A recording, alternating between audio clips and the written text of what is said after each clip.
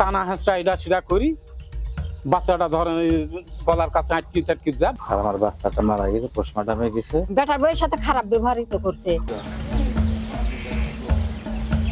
প্রসব বেদনা নিয়ে গত শুক্রবার রাতে পাবনার ঈশ্বরদীর জমজম স্পেশালাইজড হাসপাতালে ভর্তি হন নাটোরের লালপুরের মাঝগ্রাম এলাকার সাইদুর রহমানের স্ত্রী জিমু খাতুন।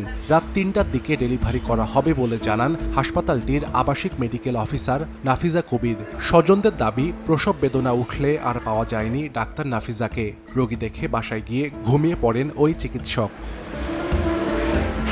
হাসপাতালটিতে আর কোনো ডাক্তার বা নার্স না থাকায় সন্তান ডেলিভারি করান ঝাড়ুদার সাথী খাতুন ও পারুল বেগম। ক্ষতবিক্ষত হয়ে মারা যায় নবজাতক। এই ঘটনায় ক্ষুব্ধ পরিবার ও স্বজনরা। নর্মালে হবি ও বলছে আমি আসি বলে সারি আর ধন যে আসে নাই, বারবার সন্ধ্যা হয়েছে।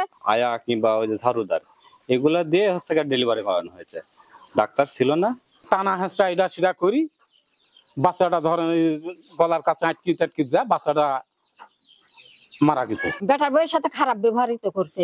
মায়ের বউ এই করবো ৭০০ বেলা কিছু কইছে। আমার ওয়াইফের অবস্থা খুবই খারাপ, রাজশাহী মেডিকেলে ভর্তি আছে। আর আমার বাচ্চাটা মারা গেছে, পোস্টমর্টমে গেছে। আমরা উচিত বিচার চাই। এই ঘটনায় শনিবার দুপুরে ৩ জনের নাম উল্লেখ করে ঈশ্বরদী থানায় লিখিত অভিযোগ করেছেন জিমু খাতুনের স্বামী। তদন্ত করে আইনি ব্যবস্থার আশ্বাস পুলিশের। উদ্ধার করে আমরা একজন পাড়াপাটে দিয়েছি।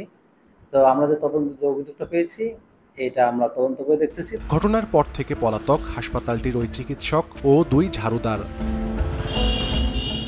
সময় সংবাদ, পাবনা।